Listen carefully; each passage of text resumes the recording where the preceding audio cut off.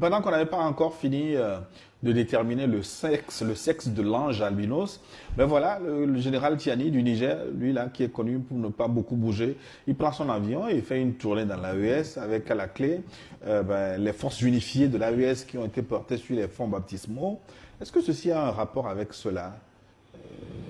Non, ben, peut-être il y a un rapport, mais je ne vais pas affirmer puisque je n'en ai pas la preuve. Mais ça m'étonnerait que le général Tiani se lève pour se promener pour du tourisme. S'il a fait la tournée, c'est qu'il y avait quelque chose de très sérieux à discuter avec ses frères. Donc, quand on parle... Il est allé voir la tête de l'albinos noir. Hein?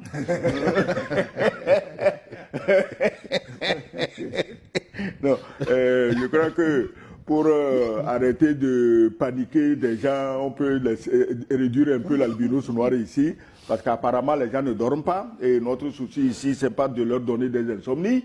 On leur demande s'ils sont honnêtes d'aller se confesser chez Traoré à Ouagadougou, et puis bon, Compaoré, il les accueillera à bras ouverts, ils sont des frères, et la vie va continuer, c'est ce qu'on leur demande, parce que l'avenir, ton avenir n'est pas dans un pays voisin. Tu étais ministre chez toi. Aujourd'hui, tu es logé dans un village comme un prisonnier. Tu ne peux même pas sortir, aller où tu veux, comme tu veux. Ça, ce n'est pas une vie. Reviens chez toi. Hein? Parce qu'on a fabriqué des feuilles de chou, on vous en donne par conteneur entier, vous êtes content, vous croyez que vous êtes riche. Alors que chez vous, il y a de l'or. On dit, venez, on va gérer notre or. Non. Vous préférez les feuilles de chou fabriquées en désordre.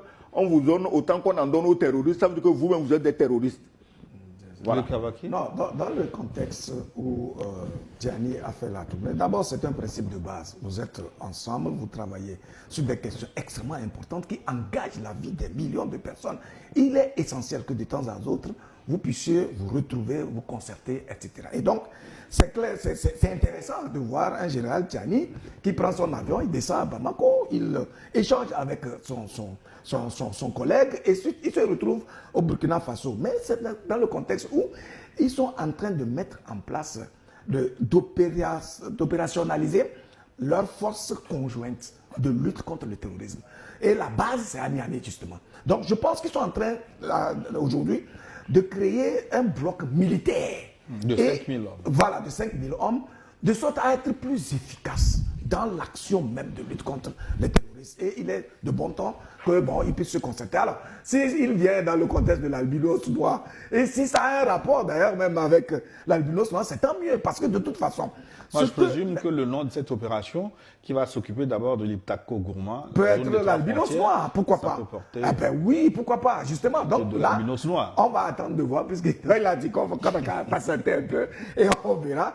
Et je pense que ces officiers, à la tête des 3 pays, sont résolus, ils sont déterminés. Et ils sont en train vraiment de s'organiser pour changer de paradigme et avoir des résultats pour moi. Je pense que cette force-là, qui est en train d'être formée actuellement et qui sera mieux équipée que toute autre, en tout cas dans cet espace-là, va donner des résultats intéressants.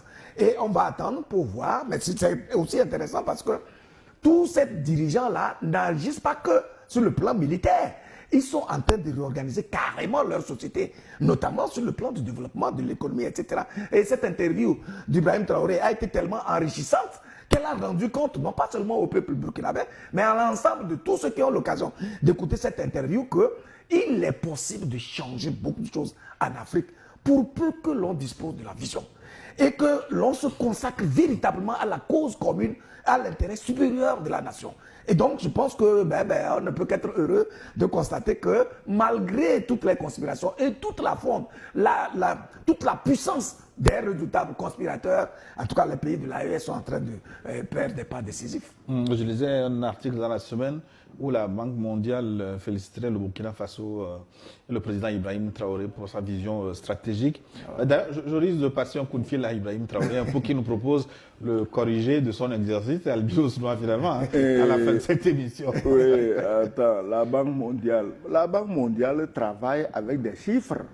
Ce n'est pas pour les faux étudiants de Harvard, les faux étudiants de machin. Ah, j'ai travaillé à la Banque mondiale.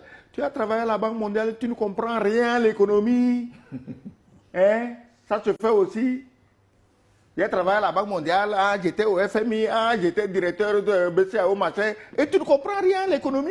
Vous parlez de qui?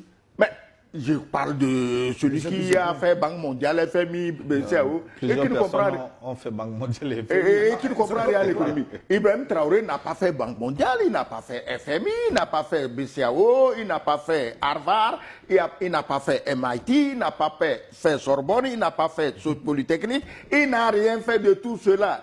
Il est abonné au bon sens de son peuple, à l'intelligence innée de son peuple.